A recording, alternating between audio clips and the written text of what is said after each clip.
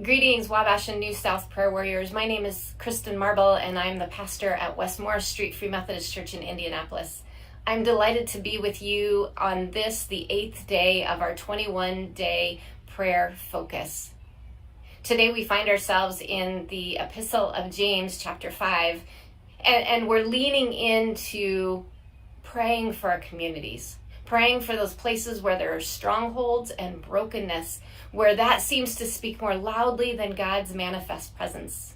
Do you have that in your community? I know we certainly do. This past week, I was reminded of that when I received a phone call from our associate pastor, Rachel Molman. She had just finished interacting with the fire chief who had been called out to the community park that we operate for our community. Somebody had committed an act of arson against the playground structure, completely ruining it for the entire community. And in that moment, I cried out to God and said, God, what can we do? I felt like Jehoshaphat. Do you remember his prayer where he said, we don't know what to do, but our eyes are on you?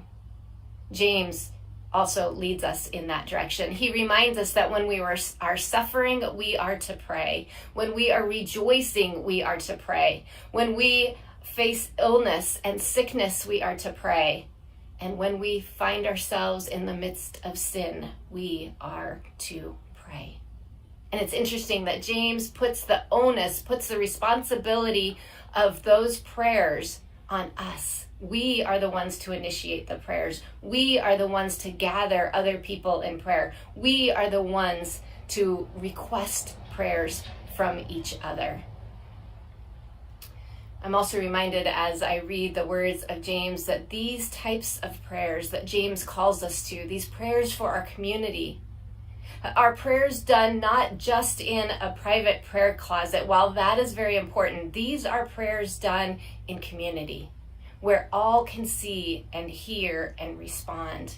These are prayers like what Elijah did, calling down for rain after years of drought in the midst of his community and even in the midst of his enemies.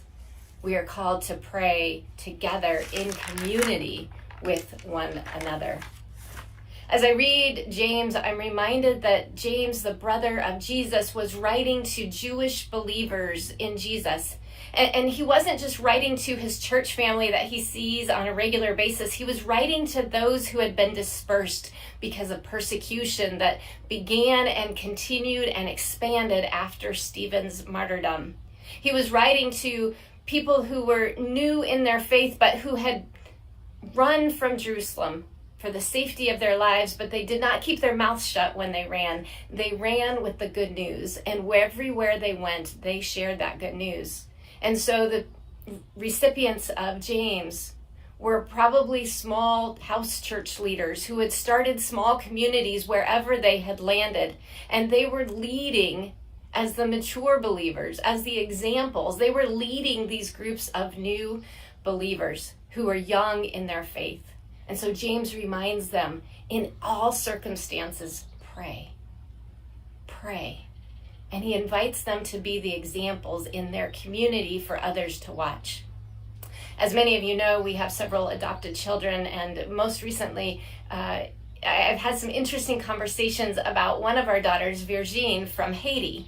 And now she doesn't physically look anything like us, but several people have said over the past several months, she looks just like you.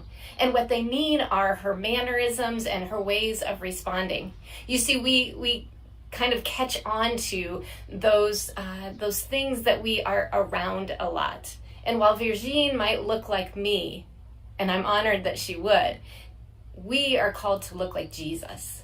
And so are we around Jesus enough? Are we leaning into him, hearing from him enough that somebody might look at us as we go first as leaders, as we lead the way in community, praying for the brokenness and praying for those places of strongholds where God's manifest presence needs to be but doesn't yet appear to be?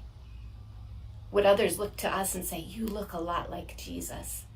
I think that's what James is encouraging us to do, reminding us that fervent prayer that is faithful and continual, accomplishes much, not because of us, but because of our great God.